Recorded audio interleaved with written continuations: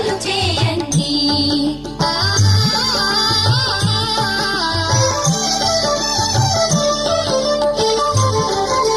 శ్రీధనలక్ష్మిని కొలిచిన ఇంట స్థిరముగా లరును సిరి సంపదలు. శ్రీధనలక్ష్మిని కొలిచిన ఇంట స్థిరముగా లరును సిరి సంపదలు. శ్రీధనలక్ష్మిని కొలిచే భాగ్య